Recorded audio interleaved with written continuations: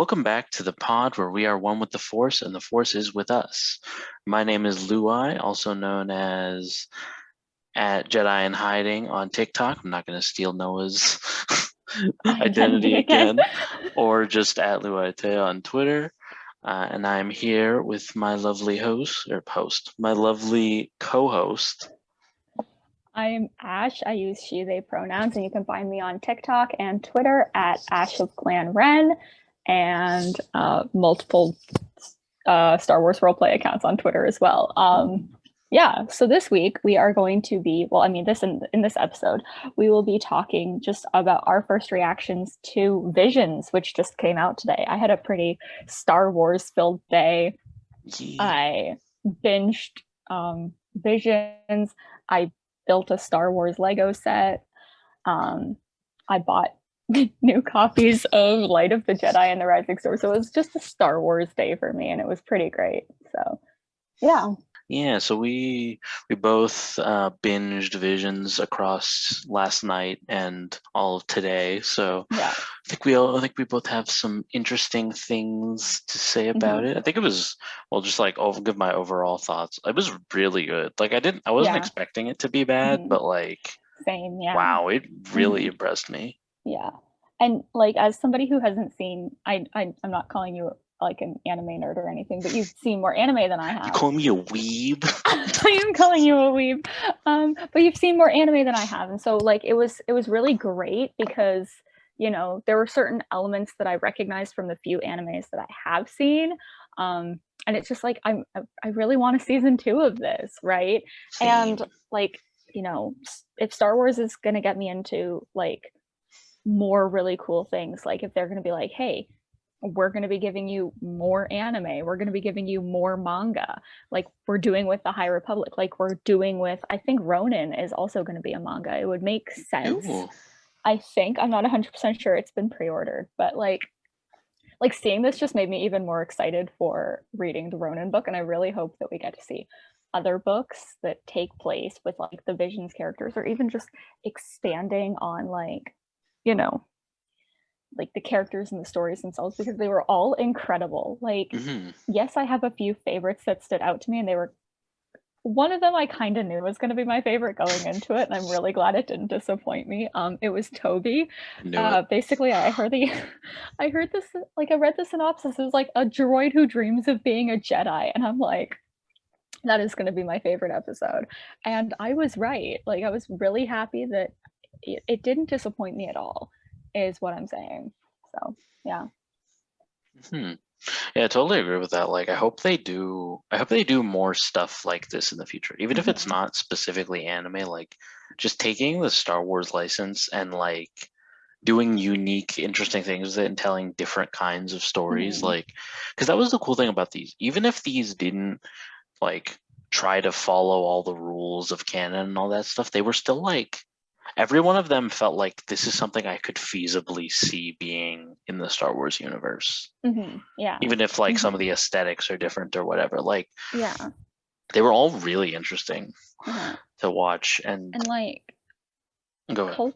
Culturally, I think it's super important to just let like non-Western, like non-American creators make things that have like are so loved globally.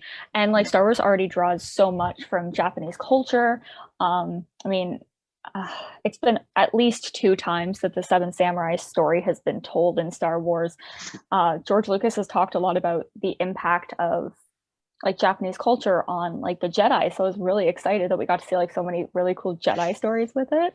And I really love how it wasn't like one specific era, and some of them were like kind of ambiguous. Like Toby obviously took place during the Empire era. A couple others took place during the Empire era.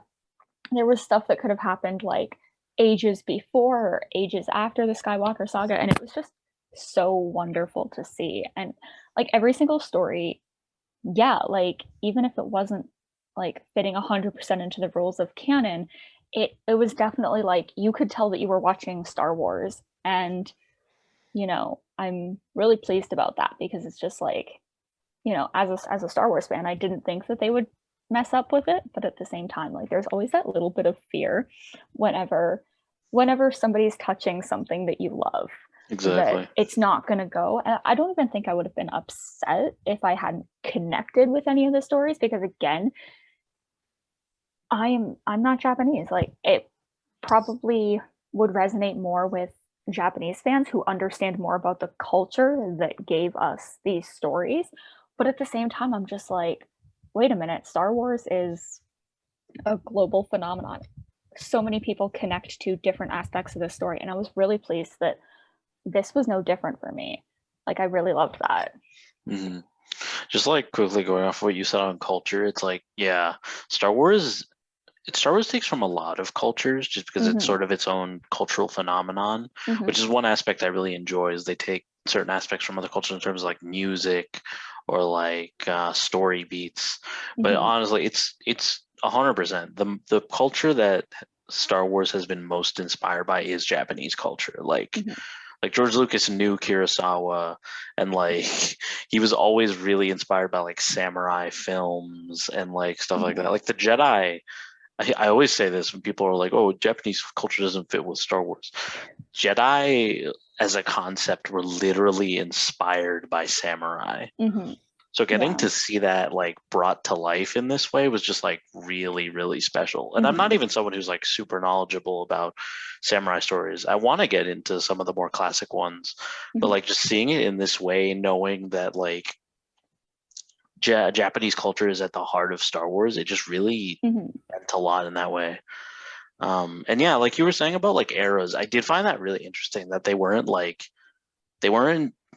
binding themselves to any one era. Like the most interesting Mm-hmm. one to me was in the Lapin Ocho episode, which was Mm-hmm. episode 8. The dad mentions he's like hundreds of years ago there was a being known as there were beings known as Jedi, but it's very clearly in the Empire era, which we know Mm-hmm. wasn't for hundreds of years. So I like how they're kind of playing with canon. Like in my Mm-hmm. mind, it's like if the Empire had won and had never been destroyed, this is what the universe would be like. It's kind Mm-hmm. of like a Star Wars what if in a weird way. I know we've been saying we Yeah. want that, and that's in a weird way that's kind of what this Mm-hmm. is in its own way. Go ahead. I think one slight thing that I'm kind of disappointed about isn't the content, isn't the story, anything like that. It's how long it took us to get, you know, actual, like, Japanese creators telling Star Wars stories, just because of how deeply ingrained like Japanese culture is within Star Wars. And I'm like, I'm glad. Like, if it had been like one studio, I'd be like, okay, but there's like lots of them, right? And I'm really glad that there were like 7 of them. And I saw on Twitter today, I'm not sure if it's like a completely reliable source. I can't even remember what source it was, but they were like something about season 2, and I'm just like, yes, and we can bring in even more really great studios to tell more stories, because that's just incredible. Like, it's just so inspiring to see that it's just like, hey, everybody who connects with Star Wars can tell a different story that is Star Wars, you know? I totally agree with that. Like, I don't know, it's just I think the weird thing is like going into this, I know we kind of said this at the beginning, but like I'm surprised at how like consistently good it was. Like there Mm-hmm. wasn't I like near the end I was like I'm sure there's going to be one episode where I'm like, okay, I don't hate this, but it's not really my Mm-hmm. thing. But there wasn't one. Like Yeah. I loved them all for different reasons and just Yeah. like what they represented and the Uh-huh. stories that they told. Like Mhm. I don't really even have a least favorite looking through them. Like Right? Like, I can do like the ones that I really enjoyed the most for various reasons. But it's just like, someone's like, okay, but what was your least favorite? I'd be like, yeah, Bessie, I don't have one. Like, because they were all like so well constructed, well written. The characters, like, we had a maximum of like, I think like 22 minutes with any of these characters, and yet none of them felt like half characters, yeah. you know, and that can sometimes be an issue. Even when we spend like a couple movies with a character, it can be like, okay, but what are you like, why, right? Yeah, like they were really well defined. I agree with that. Mm-hmm. Like in the Elder episode 7, Mm-hmm. which if you guys don't know, that's the one with the 2 Jedi and they fight the old man who's like a Sith. Um, like even though we don't know any of these characters, like the Master and the Apprentice, you could tell they have a rapport. Like you can see bits of their relationship.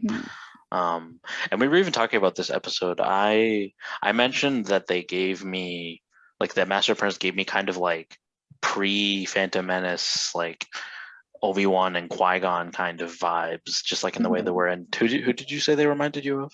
Oh my gosh, it was From one of the High Republic, from the High Republic. It wasn't Wraith. I lied. It was It wasn't? Bell Zettifar, with like as the Padawan. Just because of the, like, specifically like Bell in Light of the Jedi. Just because of the relationship with his master, and I'm like,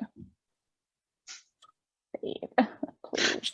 Just to keep you guys in the loop, I have not read the High Republic yet.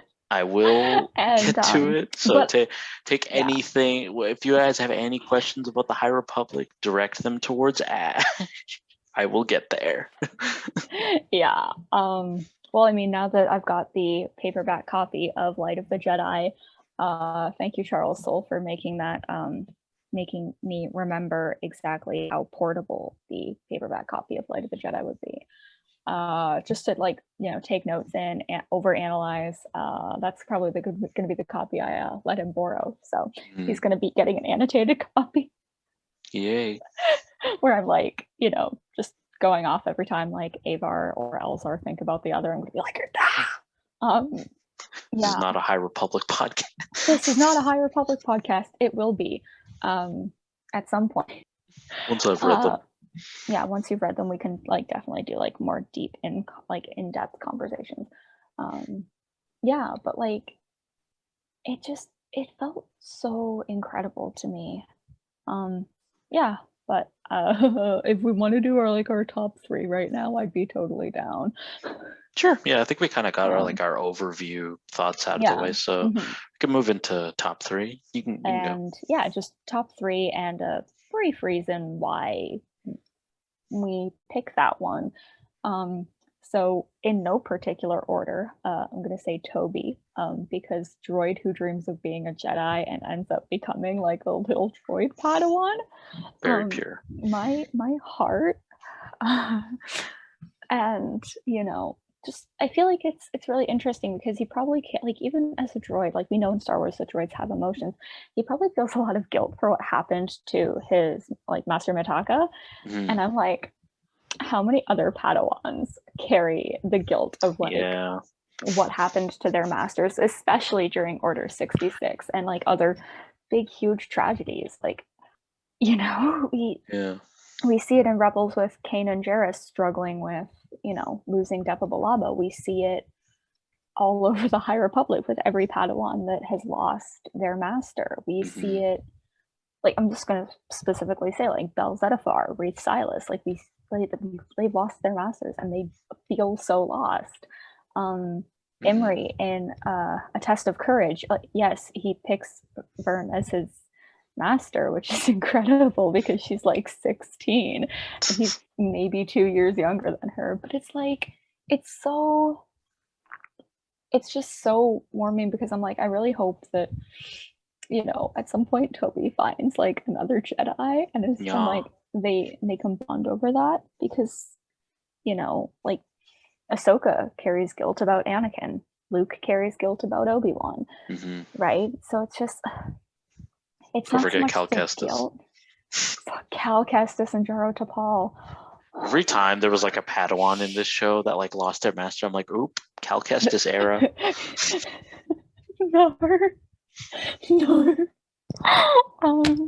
But at the same time, like, it's not that grief is bad, but it's how the grief impacts us. And just, you know, Master Mitaka coming to Toby when Toby really needed him the most, where it's reminding him like, hey, I'm still here, like I'm one with the Force and the Force is with you. And I'm like, just an emotional wreck. Anyways, but also I was like, I saw the first picture like of Toby like ages ago, and I was just like, that droid is my new son. Before you move on, one other thing about that episode, since we're talking about it, I mentioned this while I was watching it. to Ash. I was like, the art style, it's really like it does have anime inspirations. Like it kind of reminds me of what's that anime about? The old, what's it called? The Robot Girl. The Robot Girl. They made like a live action one. Alita.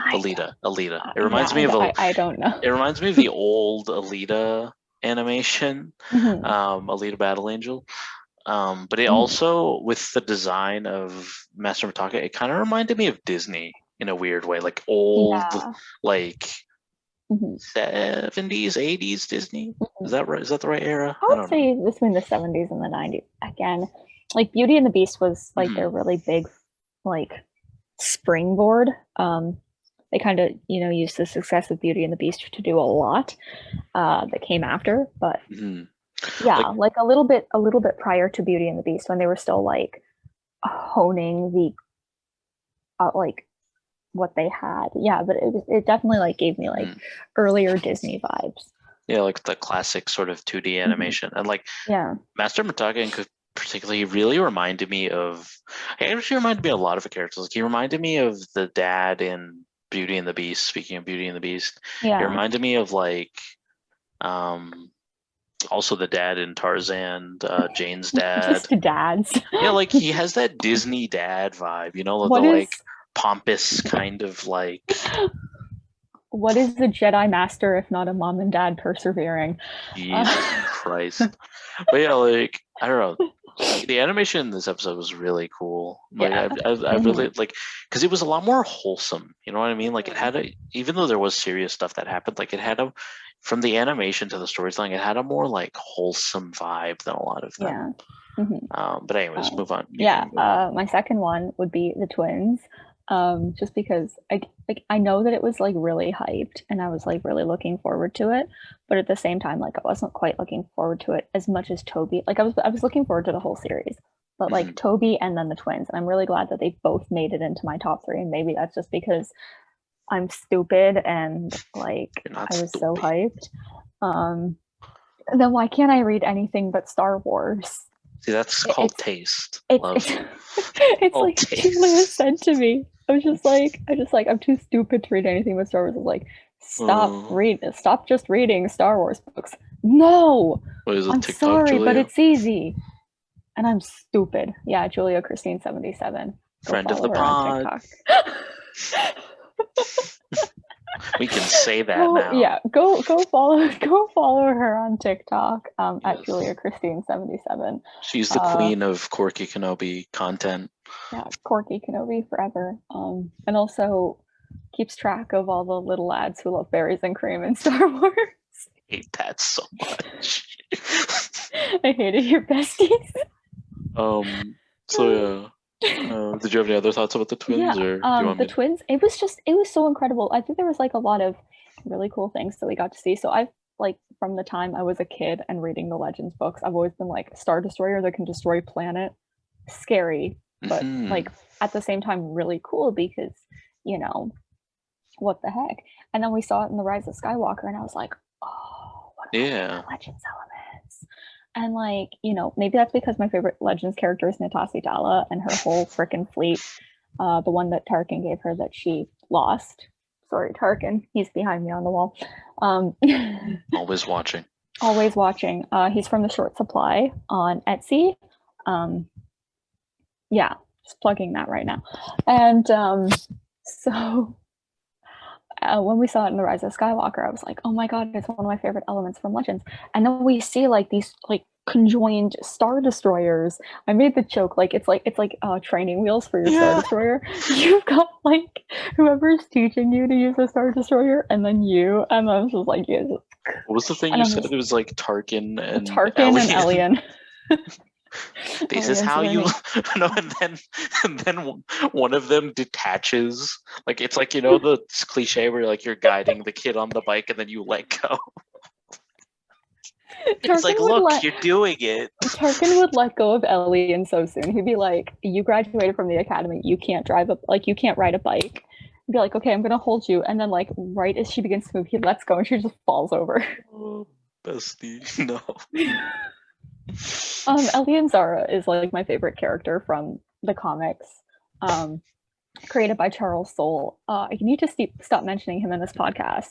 I keep mentioning him and not Cav. It's my fault I brought them up. Oh my god. But then like, you know, like that planet destroying technology, I'm just like, holy shit, this is so cool. Like that was like such a big like Legends thing that I was really excited to see in canon, and I'm just like, now I get to see it in anime. And I just really think that it's interesting because there's also the dyad thing that I mentioned. How like I can't. Okay, so the thing is, I read a lot of fan fiction. I can't remember if this is like fan fiction or canon or Legends or whatever. But apparently, like Palpatine kept trying to force dyads. I'm pretty sure that's canon. That feels canon. I don't Is it actually canon, know. or did I just make it It up? might it might have been mentioned somewhere, but Yeah, I'm not 100% sure. That but sounds like him. like, right. And apparently, like he kept trying to like force dyads, in the Force, and then like I was like, oh, like what if these twins are one of those experiments? Because they did say they were born from the dark side. Yeah, That was something they mentioned. That was what was her name? Am. That's what Am mentioned. She was like, we were born from the dark side. We have to do this. This is our thing. And Kari was like, "Nar." Our bestie. I'm simply I love built you, different. but I ain't staying here, love. I ain't staying. He just Thane Kyreld post Alderaan. He was just like, oof, bestie, nar. I'm gone. I love you, but no. Which I think is always really interesting as well. I love stories about Imperial defectors. I don't know if you noticed that when we were watching Rebels together, but Alice writes. Oh, Alexander Callus writes. Kalizev writes as well. Alexander Kalizev. All right, I'm just gonna jot down on my little list here. I don't actually have a list in front of me. Do not bring up Mara Jade and Revan Callus Aurelius. No, nobody's gonna. If people who don't listen to RuPaul's are gonna get that. So this is a good time to shout them out. If you want to know some of the weird random references we make on this pod, go listen to our lovely friends at RuPaul's Pod Race on Spotify and what are the other things? Apple Podcast. Yes. I think it's anywhere you stream your podcast, you can find them. Exactly. It's very chaotic, very queer. And they're friends of the pod. They are. We love those 5 weirdos. Yeah, and then okay, so moving on from the twins, which for reasons. Then there was the Village Bride, which when I was watching it at first, I was like, okay, this is like a really good story. This is a really good story. And then I was sitting and thinking about it for a little while, and I was like, oh, this is even better than I thought. I know it has nothing to do with the fact that one of my friends was like, oh my gosh, Elvar AU. Elvar is Elzar and Avar from the High Republic. If you haven't read it yet, read the High Republic. Phases 1 and 2 are available now. Yeah, but like I just think it's really interesting whenever we get to explore traditions that we don't otherwise see in Star Wars, because Star Wars is rather Jedi centric, if we're being honest. So the Jedi traditions for marriage are no. Me laughing at my own joke. No. But that's like, it's something that I don't think we otherwise would have seen in Star Wars. I mean, the only real like wedding that we've actually seen in Star Wars is Anakin and Padme's. Yeah, that was like 5 seconds at the end of Attack. That was 5 seconds at the end of Attack of the Clones. I had people come to me and be like, "Oh my gosh, they actually got married," and I was like, "Bestie, it's like the very end of the movie, right before the credits." But like, I think it's really interesting because it was an episode that was so full of love. Right, you could tell like the bonds between the characters were present, and we didn't need to be like spoon-fed. We literally see them, like we literally start with them like halfway up this like mountain or something, and he's carrying his bride. I'm like, this this is incredible We love because to I see mean, it. as creative writers, one of the things that we've learned in writing is start at the last possible moment, right? And so, you know, you have to figure out like where do we start to tell this story? Um, and also there's like the whole Greek thing where you start in the middle of the action, right? Yeah. Which also really works well for like Star Wars stories as well, because, you know, I think that it worked really well in like I think it was The Last Jedi, where we begin the movie and they're literally like halfway done evacuating the resistance base. Hmm. So it's like all these different methods of storytelling, and you realize that, well, I mean, you probably should have realized this before, but if you're just realizing like storytelling is universal, but the ways that cultures share their traditions, share their stories are different. Even if we are like, wait, this is how we tell stories, there's always something very unique about how cultures tell their own stories, you know. So Hmm. that's really cool as well to see. um and also like that one kind of almost made me cry. I was probably crying for most of these because they were so beautiful, but That's that valid. I also really, really loved this episode. Like, it was honestly one of the first ones, like, during my watch through, you know how, like, when you're watching through something like this, you're like, no, this is my favorite. No, this is my favorite. This was the first episode where I was like, this is definitely my favorite I've seen so Mhm. far, like, in these Yeah. first 4 episodes. Like, Mhm. because I did love just to briefly talk about the twins. I did really love the twins episode. I think the reason why it didn't rank as highly for me was it was like it was the most marketed one Mhm. out of the entire show, but like, and I feel like I was expecting more from it, and that's nothing against the episode itself. That's Yeah. just like the marketing. It was still an amazing episode. Anyways, back to the Village Bride. This episode was really cool, just because like you said, like we don't really get to see other sort of cultures in detail much throughout Star Wars. And I liked how like they were talking about nature and like how like, oh, we have to connect with it and stuff, because it's very much like what the Force is, with like connecting with Yeah. nature and all that. Which we see a lot of in like Rebels and stuff. Mhm. We also see it with Rey in The Last Jedi when she's training like nature animals, because in order to like understand your wider place, you need to be able to connect with things that are bigger than you. Totally. Mhm. Um, yeah, I also really love the characters in this one. Like, I liked how they had, I forget her name, the main Jedi character, and like I liked how they had Rewatched them her. already. Hmm? Hmm. I like how they had her and they had the other dude, which the first time I watched it, like I thought he was good. He was her master. Like that was just Hmm. kind of the vibe I got from them. But I Hmm. liked the reveal that like, no, he's not her master. He's just some. He's not even a Jedi. He's just some dude that she's traveling with. Hmm. And he like had a rifle. It was a cool kind of thing because we don't really Hmm. get to see like non-Jedi characters having a sort of mentoring relationship with a Hmm. Jedi that often. Yeah. Like, I think the closest we've kind of gotten to that would be like Padme with Ahsoka Hmm. in the Clone Wars, Hmm. or like, or I guess like Hera and mostly Ezra. just Hera with Ezra and Hmm. stuff like that. Like, it's cool to see characters that aren't Jedi getting Hmm. to take a sort of mentorship role of a Jedi in that Hmm. way. Which he wasn't really her mentor in this. I guess it's like Hmm. he was more like her friend that was with her. That was like, hey, Uh-huh. don't think I care about your code or whatever. Hmm. Like that. Or That was a like, cool little detail. or even like Han with Rey. Hmm.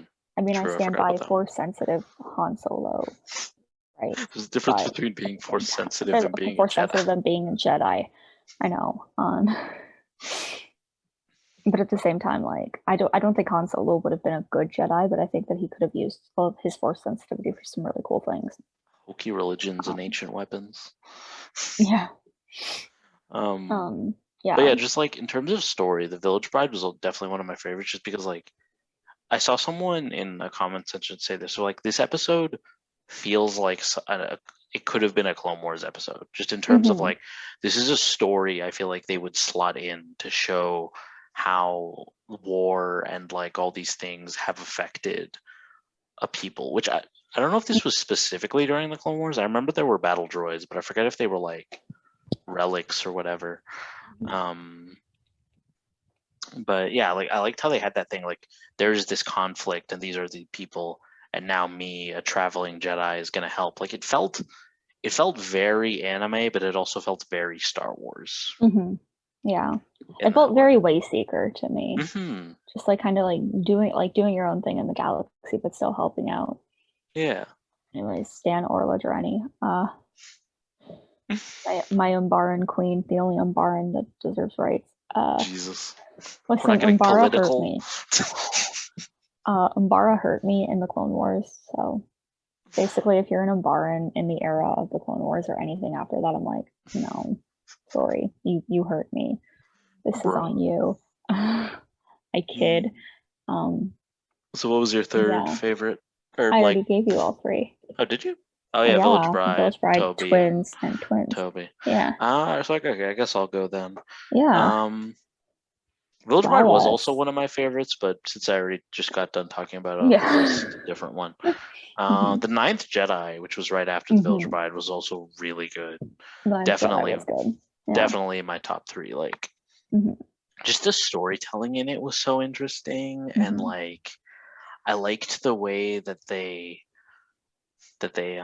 talked about, like, there was little bits of lore in it. Like you could say, oh, so you assume this is post, like, you know, there's people hunting the Jedi, and like I like how they treated the lightsaber as like a sacred object in that episode. Like because we don't really get to see much of, like, after the fall of the Jedi Order, the lightsaber would be a very rare thing, not just because of the kyber crystals, but also because of, like, you know, you don't really. It's kind of like a beacon to bring danger on yourself and to, but also to spark hope. It's a whole thing.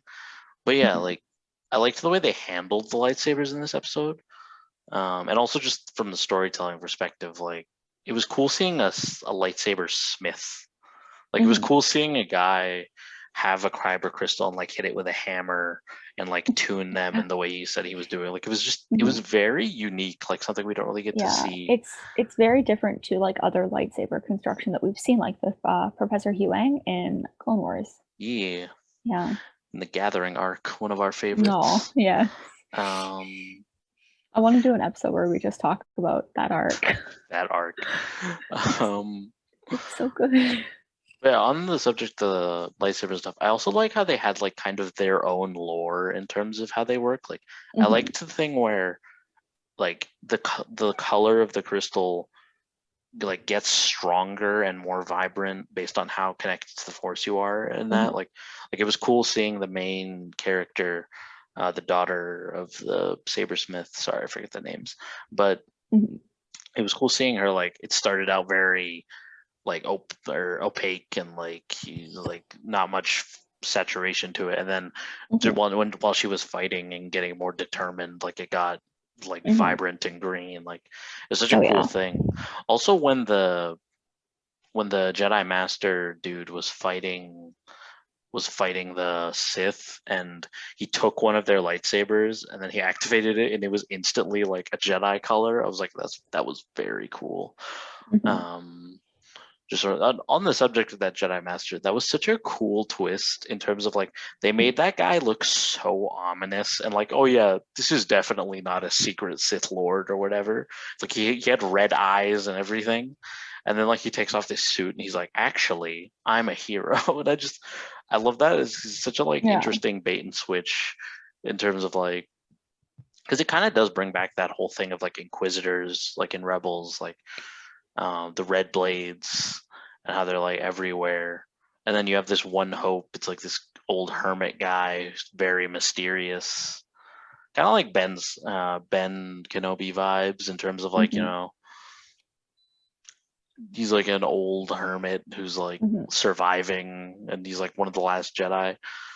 Like it was just such a cool way that they introduced that character, and then obviously the fight scene was amazing.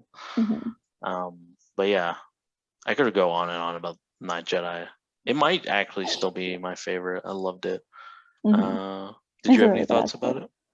I really thought it was interesting. Like as I said, with the like a lightsaber smith, because that's so different from anything we've seen. But of course, like not everyone is gonna go to Ilum and harvest a crystal. Like we know that like the Jedi have like backup lightsabers, just kind of chilling. We see it happen in Attack of the Clones, where it's just Yeah. like, hey, you guys don't have lightsabers? Here you go. Which was, I was like, they can do that? That movie is like almost 20 years old. So, like that movie can vote now. Movie can vote now. It's this really old movie. It's not that old. Yeah, but yeah, again, Ninth Jedi, great. One of the ones I'm definitely I'm looking forward to watching all of them again on my rewatch, but definitely like the Ninth Jedi because I feel like there's going to be a lot that I didn't pick up on the first time that I'm like gonna pick up on it this time. Yeah. There were certain things, and this isn't against the episode or the show at all, but there were certain things watching this as a Star Wars fan and knowing what the fandom is like and just being like, I really hope they don't latch on to this. Like in Ninth Jedi, they were talking about the thing like, oh, if you train hard enough, then you can strengthen your connection to the Force. And it's like, I know that they're just saying that because it's an anime thing and like they're just being like, oh, you have to have determination or whatever. But I'm just waiting for some fandom menace person to be like, oh, look, this guy said you have to train to have a connection to the Force. I mean, he did say strengthen, right? And I think that includes like things like meditation, True. right? There's already them like, it was too Japanese. It Bitch, what was the too fuck? Japanese. It's anime. It's anime. They're like, What did you it, want? it was an anime with a hint of Star Wars. I'm like, It this was, was all Star Wars. yeah, it was Star Bitch, I would have Wars. taken It was very Star like Wars. full like 2.5 hour length features of each of these Same. and been happy. At this point, I would have seen like all of them already, probably.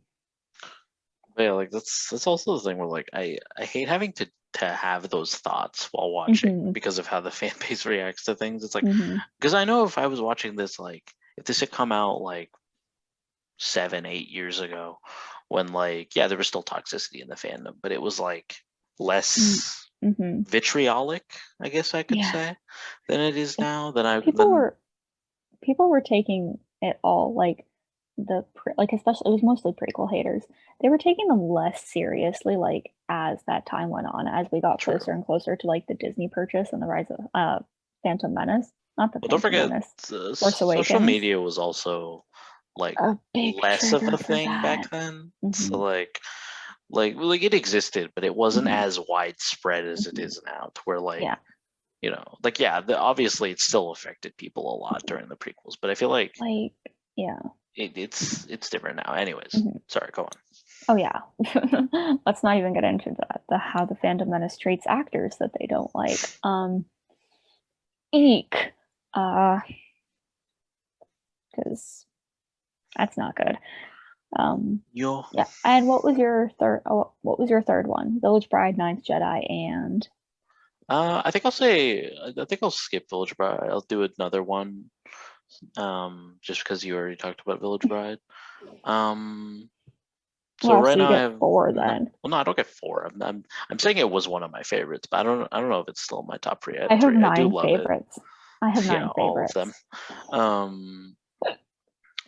Honestly, I didn't even know if I was gonna put this on here because I feel like my feelings towards it are very complicated. Getting hiccups. But no, it's okay.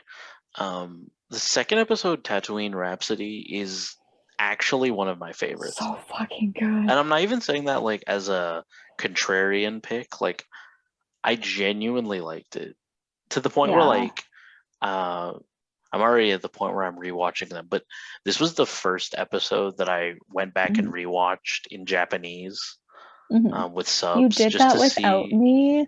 Well, yeah, you can do it whenever you want. But stay up all night tonight. I'll miss class tomorrow. Jesus. But yeah, just because I was so curious to hear what it would sound like in Japanese and just like what the song would be like. And spoilers, it was still really good. It legit sounded like an anime opening. Um, but yeah, just You talking know, about the the like the ones that nobody knows what they're singing, but they're singing it anyway. the interesting thing about anime openings, and they kind of did this in this with this song too, is there are certain words that are in English, but Yeah, because of the accent, you can't really tell. Like, because it's kind of like yeah, the way it's sang, like it's yeah. kind of like an exaggerated form of English, which is just Hmm. it sounds really cool when you're listening to it. It's difficult to Hmm. explain. When you watch when you go, like, I recommend if any of you guys want to watch any just like any one of these episodes in Japanese, I'd recommend trying Tatooine Rhapsody because it just sounded, it was a really interesting experience in Japanese. Um, Also, I always love hearing Tamara Morrison, but Japanese Tem was also a threat. Like, he sounded awesome. Or Japanese Tem, Japanese Boba Fett, same difference. Japanese Tem. Oh, my brain doesn't work, I guys. mean, okay, but like a lot of people that I've talked to are like, Tatooine Rhapsody is incredible. So you're not alone in that. Just so we're clear. Oh, I'm Maybe they glad. picked it because they're all Tem Sims, which Yeah. valid. We all should be Tem Sims. But yeah, on the subject of But Boba Fett, like, it was interesting seeing an actual character that we know because I think he's the only one. I'm pretty yeah, sure he's the only actually canon, well, not canon, but like actually well-known character that we yeah, know. like That non-original character. yeah. Hmm. So it was Anyways, cool to and Jabba also, I guess, but oh like, yeah, that you know, yeah, Jabba and Bib Fortuna. yeah, like, just characters But with speaking roles. I mean, who cares about Jabba and Bib Fortuna? yeah, Boba Fett was there. the only valid hut is Gi. Zero the Hutt. No, I'm kidding. No, it's Gi. It's It's Key. Gi. Yeah. Every other hut, zero the hut. And then But yeah, I also love that, like, just talking about the huts, I like how they used a hut as like to be part of this band, just because it's such a unique sort of thing. Like, nobody would ever think of that. Like, because I feel like huts are also one of those races that never really get used in a different way than they were originally used in the movies. yeah. Like, And most huts we've seen are basically just like another version of Jabba, or like mhm, they do the same thing, but they have a different flair about them. And like, it was mhm, cool getting to see a hut that like has a different kind of character and like kind of wants to like escape that sort mhm, of life. Even if it was just sort of played as a joke, like, it was cool to see that. Anyways, what were mhm. you gonna say? Yeah, I think that we're beginning to sort of move away from like the quote unquote like stories where a race in like a thing like Star Wars has to be like one thing, right? And I like the one that stands out to me is that episode of The Mandalorian when the Raiders were actually like, you know, some of the heroes of Yeah. that story. And I think it's really interesting, and we want to talk. We've been discussing doing a whole episode where we just talk about the Tusken Raiders and how they're like written and how they've evolved. Mm. Um, and there's even one in Star Wars from a certain point of view, right? And getting to see that done with the Hutts is also really cool as well. Um, and as we start to like move into like more and more stories, uh, I think we'll begin to see more and more of that. Totally. The High Republic does it with Skier, our Trandoshan Jedi. Yeah. It's super unheard of in the era of like the prequels.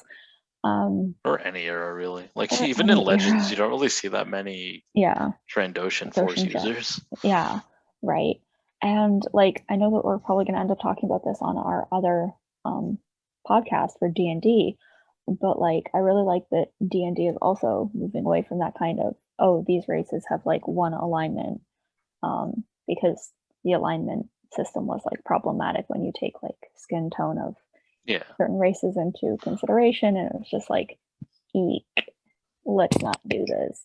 Um, yeah, but I hope that we get more and more of that as we move into more and more Star Wars stories, because you know it's It's it's really important. cool to see, and it's really important. Like I don't think very many people feel, you know represented by the Hutts, and if you do Yeah. um, make better life choices. This is primarily like about like the gambling and the slavery and the you know, that stuff. Yeah. But like in the case of like the Tusken Raiders, like they are indigenous to Tatooine, and it doesn't, until that episode of The Mandalorian, it was just like kind of racist against indigenous people Yeah, because it they was weren't really like, like oh, humanized. they're savages, right? And it's just like actually like hashtag the Tusken Raiders, can do wrong things. Like they can't like they've done wrong things, but at the same time they're not Hashtag the Tusken Raiders are evil. complex characters. They are. They Anyways, save are. that for our Tusken Okay, episode. save that for a completely different one. But yeah, back Yeah. to Tatooine Rhapsody.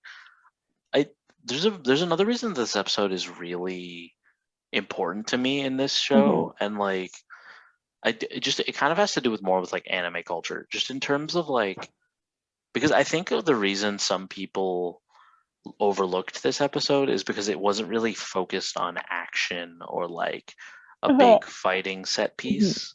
It was more about like, it was about a band, and it's about like found family sort of thing because it's Star Wars. Star Wars has one trick and they keep Yes. doing it. It's like Dave Filoni. But yeah, anime has this reputation for being like all about action and stuff, mostly because like a lot of the most popular anime in the West, um, or especially in like the 90s and stuff, were shonen anime that were about like fighting and combat stuff. And nothing against those. I love shonen anime and I love all the action envisioned. But there's also a lot of different genres of anime.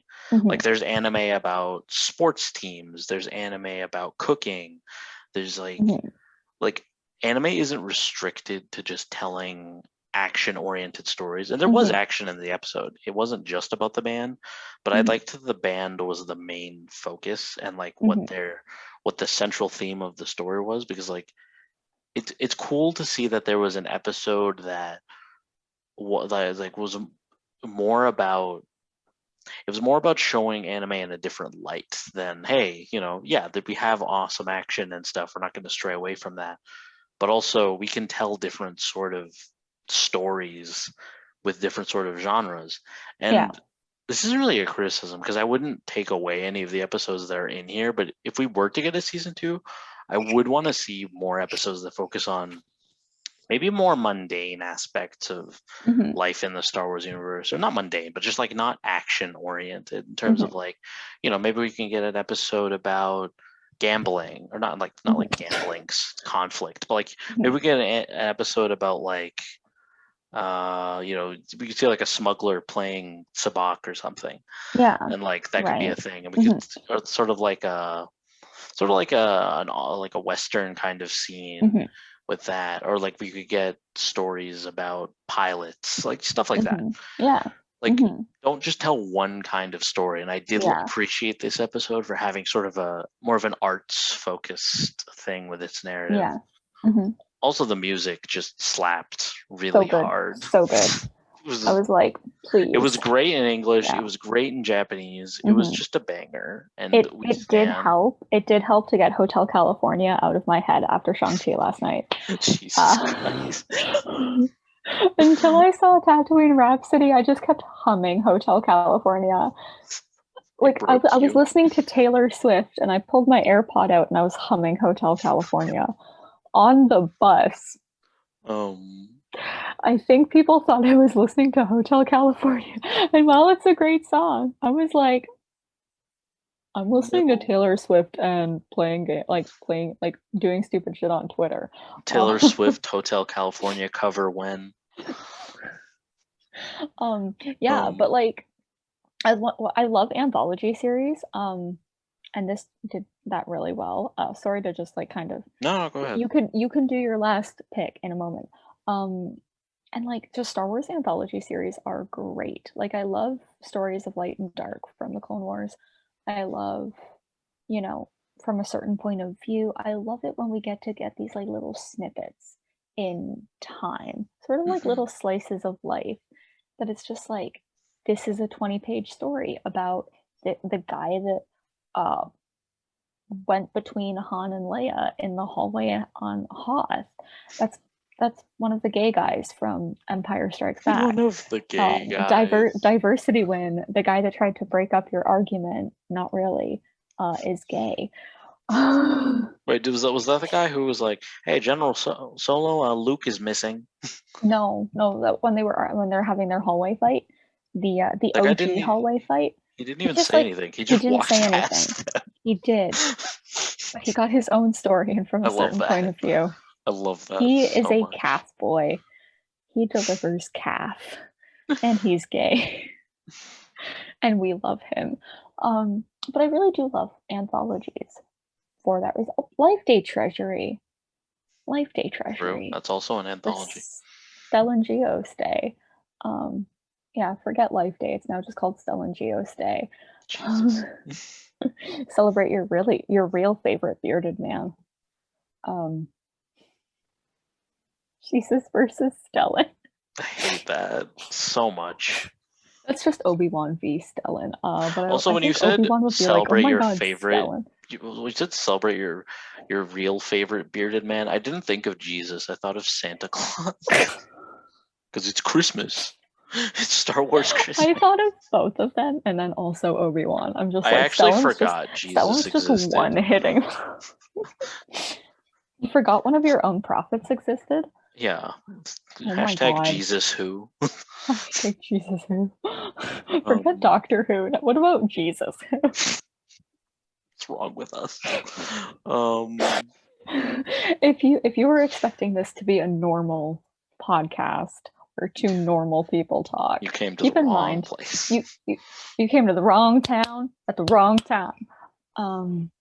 We've been together for like 2.5 years now, and this is kind of tame when it comes to a conversation for us. That's true. That's very true. But also, RuPaul's Pod Race did break him in all of the best ways.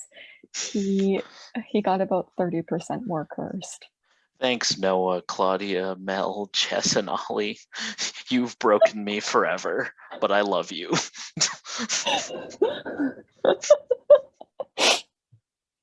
Oh, no, but seriously, go watch them. They're great. We love them. Yeah, they're incredible. Also follow them on social media. Yes. So my last thoughts about this episode before I move on. It's just like Jay as a character, he was the main Jedi. He was really interesting. Like, I like that this episode started basically right after Order 66, it would seem. I would assume. Because, like, you know, he ran and, like, I liked how, like, he landed the thing, he's like, "Who are you?" And then he's about to say, "I'm a Jedi," and then we cut to him later. Like, it was interesting seeing a Jedi whose aspiration in life isn't just to be a Jedi after Order 66. Because we talk a lot about Cal Kestis and other Padawans who lose their masters. Well, I mean, dramatically. Kanan Jarrus became a whore. Cal Kestis worked at a scrapyard.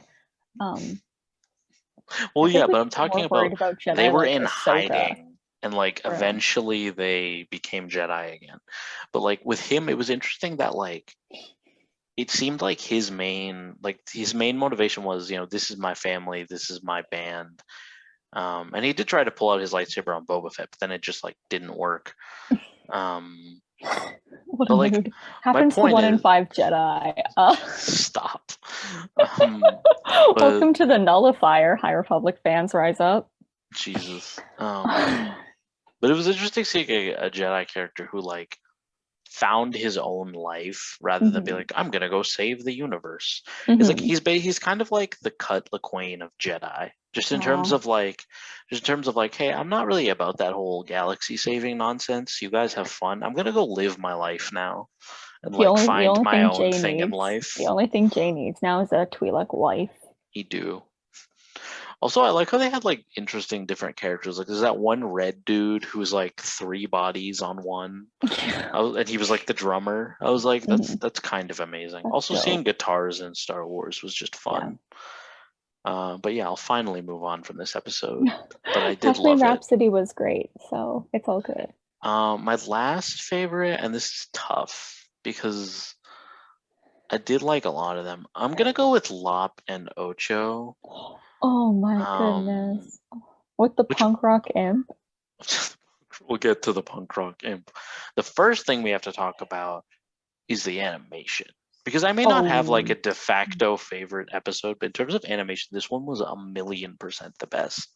Literally, like 5 seconds in, Ash and I were texting when we were watching it, and I was like, the detail, the like detail. Yeah. everything's so vibrant and like so alive in this episode, and just like the way everything looks, it just, oh, it's a beautiful episode.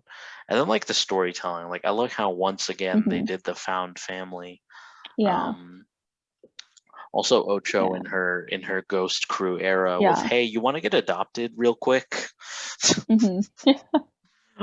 um, The Ghost Crew, just in a Mandalorian era.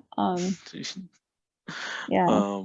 but yeah, there were some really interesting elements of like found family, and also like Hmm. adoption. Just in this, like I liked Hmm. the one of my favorite lines in this episode was the um. There was two. There was the "I am your father" and that bond will never Yeah, break. that would work. Hmm. And I there was was just also the reading one that from where your texts. he was talking to Ocho after she was in her like girl boss era, and he said something about inheritance doesn't care about blood or something like that, Yeah. like something Hmm. to that effect, and it was just like, or inheritance is about more than blood. That's what it was, and he was like I don't know, that's I was like, oh, so Hmm. he's a Ray Skywalker stan. I love that Yeah. for him. So many characters, we were just like, oh my god, Ray Skywalker stan. But yeah, like it just the Yeah. idea that not only like, yeah, obviously found family is a big trope in Star Wars, but also the idea of like inheritance is about more than blood. It's also about like love and stuff like that. And it was a well told story, and also Hmm. Lop is just a really interesting character, not just in Hmm. terms of like her personality, but also just in terms of her design. Because I remember when I first saw her, I was like, what? Like I was kind of confused, and then I thought about it more. I was like, Star Wars has races like this. This isn't that weird. Yeah. I honestly wouldn't even be mad if this race was made canon, Yeah. if it isn't already. I don't know. It Hmm. might actually exist, and I just Might, don't know maybe, it. who But knows? once again, I'm not an Yeah. expert. Hmm. But also just like the little subtle things, like how they kind of implied that their family started the Jedi with like, oh, this is passed on through generations. Hmm. And then they had like, I liked the old school version of the Jedi symbol. Like there was like a bird and then the Hmm. branches, and then it turned into the modern Jedi symbol. Like Hmm. so Yeah. great. Also, I loved how like with the lightsabers, because normally in this show they just do either a normal lightsaber or a lightsaber that's the shape of a katana, but I liked how in this one the family sword was a katana. It just had Hmm. like a lightsaber glow around it, and then like when Yeah. it was like the close-up shot of the lightsaber, you could see like the etchings and the details in the blade. Like, Hmm. oh, it looked And like so the great. details in the etching kind of reminded me of, for anyone who can see it on YouTube, this bad boy, The the dark dark saber, saber. which does have like etchings and like markings, and I think it actually says something in like actual Mandalorian. I don't know. Oh, that's I cool. do not know. There was also, I don't know if you Don't take saw my my word for that. text. I don't know if you saw my text during this episode, but early on, I think it was this episode. Oh yeah, when they first meet Lop, I swear to God, I heard the dad say Dank Ferrick. I was like, was that Mandoa? I had a moment. I was Oh like, is my he god. Mandalorian? But like, they didn't talk about it at all, so I don't think Yeah. he's Mandalorian. Yeah. Maybe You're it's like, is just a that common Mandoa? phrase.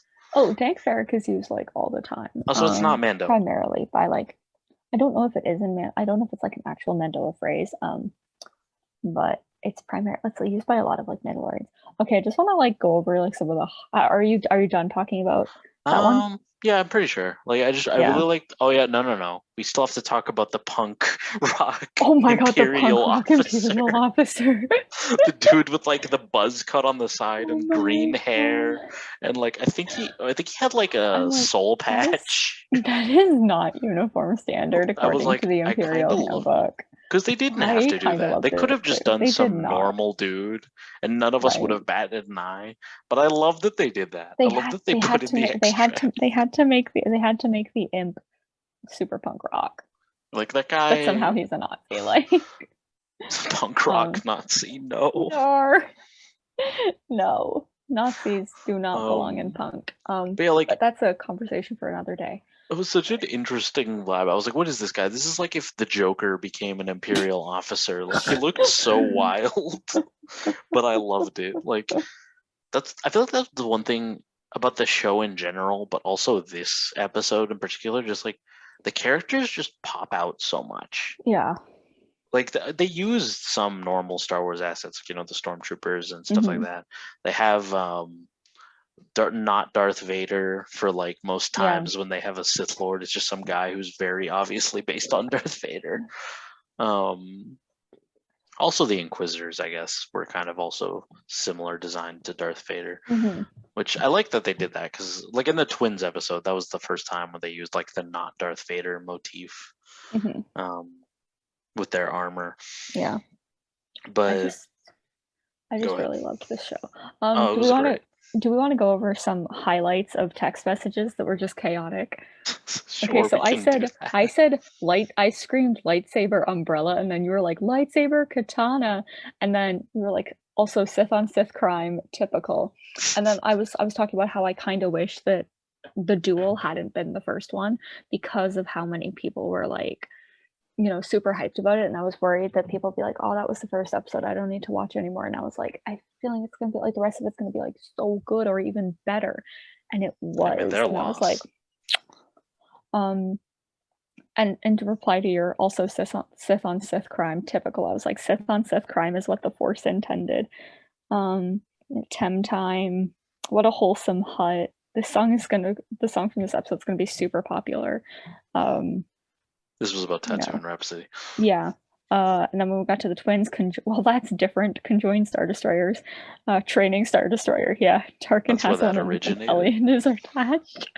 Oh shit, there's so much lore here, bestie. And then it's a weapon that makes sense. I knew it from the moment I saw it. It looked like the emitter on like Starkiller Base. Now that you think about it, yeah. It also kind of reminded me of the Malevolence in a weird way. Just like with the big emitter on the side of a ship. I've already talked about most of these things. You're like, Am said tractor beam, and I'm simply built different. Yeah, she was like, oh, you have a ship? Well, I have the Force. Just pulls him back. She's like, Rey Skywalker, who? Yeah. I can pull ships too. And I was like, Am and Kari might be two of my favorite Force users. Okay. Oh, they're great. I love them. That power armor is insane. I love it. We need to talk about the power armor. You said that, and then I was like, it's hot TBH, and you were like, well, I was like, electric. Because at that point, I think there was like something about like them being like electrocuted. I can't remember. Am was getting electrocuted by the armor. Getting electrocuted by the armor. And wait, that power armor was insane. Because I remember when I saw that in the trailer with like 6 lightsabers. I was like, okay, so they're like memeing on General Grievous. Is that what it is? But no, like they actually managed to make it was obviously over the top. That's the point. Yeah. But like, it was really cool. And then our duo entering his Yoda era, which was I think like kind of a normal one, and then we got into the really messed up one where you were like, because he said do or do not, there was no try. Yeah, this man really just did a Hondo maneuver with a lightsaber. Oh yeah, Holdo, I was trying to say Holdo maneuver, and it autocorrected to Hondo. That tells you a lot about my texting. Hondo. A Hondo maneuver is when you create mass profit. Yes. Yeah. But he really did do a Holdo maneuver with his lightsaber, and I kind of respect it. And then you were like, in Village Bride, you were like, Padawan braid? Question mark, and I screamed, Padawan! Oh shit, she pulled a Mulan. She did. Yeah, she cut. There were multiple times in this show where women cut their own hair off with a blade, and I was like, bruh, does that not hurt? And then I screamed yellow lightsaber. Oh shit, another lightsaber katana. We love lightsaber katanas. We watched 5, 6, and 7 separately, and then we watched 8 and 9 together. Yeah. God. But also we didn't talk about it that much, but The duel was a really good first Mhm. episode. It was, yeah. Like, it really, I feel like it was. I agree with what you said about, like, I Mhm. hope people don't just watch this and then leave. But, Mhm. like, it really was, in my opinion, a good way to introduce it because it had the sort of classic. I feel like when you tell people we're going to do a Star Wars anime, they think of something like The Duel. Yeah. And, like, it was Mhm. the interesting way to introduce it. And, like, Yeah. I am really curious to find out more about Ronan as a character, Oh yeah. just to, like, I'm see what really his looking past is forward to all the book. about. Also, like, one of the most interesting moments in the entire show was when he took out, like, he had all the kyber crystals in his coat, and then he Mhm. pulled one out and he was like, "Take this; it wards off evil." I was like, "Bestie, what? What? I want some lore." I think you need more than just holding up the crystal being like, evil, go away. Um, okay, I kind of want to wrap up soon. I just want to bring up some final text messages from the last episode. Okay, this dude really gives me Quinlan Voss vibes, Oh yeah, for and the Anakin allegory is strong with this one. this was about the last episode. Just like Yeah, literally, it was Aki Kiri or Akakiri. Akakiri, That's what it's called. Akakiri, yeah. Um, just the thing about him like going back to his love, and then she dies, and he's like, Hmm. it's literally the scene from Revenge of the Sith. He's like, just save Yeah, Padme's life. I can't live without her, kind of thing. Where yeah. she was like, Hmm. all the Sith lady was like, oh, I'll save her for you. Just submit to Yeah. me. And he was like, Hmm. okay. Yeah.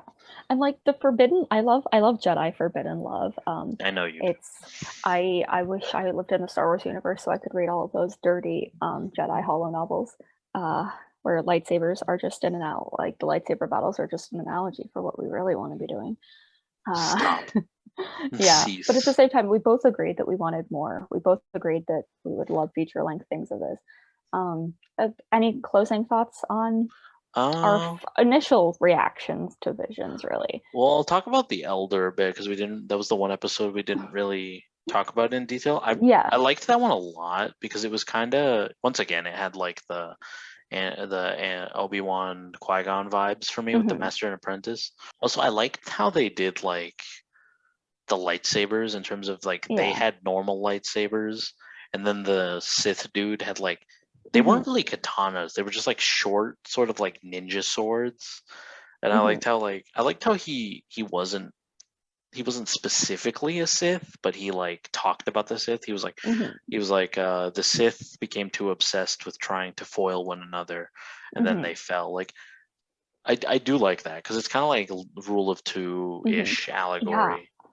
I want to talk about Darth Bane in an entirely different Oh episode, yeah, but I we'll do want to definitely pull do on this Darth Bane. point. Darth Bane and the Rule of Two was the beginning of the end for the Sith. I'm just going to leave it at that, and then we will talk about it more later. We'll talk about it a bit But yeah, later. like the Elder was also really great, I think, for Sith lore, especially. Hmm. Hmm. There was like a Sith starship that was Yeah. cool. Oh, yeah. Hmm. Um. Um, Yeah. Also, I, the characters were just really great. Like I liked yeah, what was his name? The Padawan. I can't remember. It's like it wasn't Jay. That was the Tatooine Rhapsody one. Dan. It was Dan. Dan, Um. one of the boring names from Hey, listen. Star Wars. He's allowed to have a boring name. Luke, Dan. Ben. Yeah. Hmm. Oh yeah. Um. But yeah, Dan was a really interesting character because I liked how he was. He was kind of like what I imagined, like a young teenaged Anakin would be like, just in terms Hmm. of like he's very brash and he's also Hmm. like he talks back to his master and they kind of have that like witty rapport. Yeah. Um, and like just the way like he's willing to jump into danger and stuff. Like Hmm. it was just Oh really yeah. cool. Hmm. As for Um, the show overall, since we're doing our closing I thoughts, give it like 5 stars. oh same, five Hmm. stars. Like I loved every part of this. Like it was really entertaining. The animation was great. The Hmm. storytelling was like always on point. Yeah. It told like a Hmm. lot of interesting stories about the Star Yeah. Wars universe from like a unique perspective. Yeah. Like Hmm. um and like it felt really fresh and new. Hmm. And also I feel like these kinds of stories could inspire people in the future as to what you can do with Star Wars. Hmm. Definitely. Yeah. Even if it's not like specific elements, just like the idea like, oh, you could tell a story like Hmm. this, or like this kind of thing could exist. Oh yeah. Like honestly, Tatooine Rhapsody specifically, it felt like it was definitely the most grounded episode in terms of this could just be canon. Like there's no reason this couldn't be canon, sort of thing. So, and I Yeah, hope you're right. I hope that they do more stuff like this, which I know we said at the top of the episode, but just like telling unique stories with Star Wars, doing cool things. Yeah, maybe like you said, get more studios involved. Just like I really hope they do another season of this. And yeah, I loved it. Yeah. Tatooine Rhapsody writes. Absolutely. So just in closing, we want to say thank you for listening to us talk. Our next episode will be on the topic of queerness in Star Wars. And that one will be led by me as the resident queer. Before we go, did you not want to give your closing thoughts? I feel like I hogged all the time. I literally agree with everything that you said, honey. Yeah. So keep an eye out for that. We will see you all next time. May the Force be with you. May the Force be with you. We love you guys.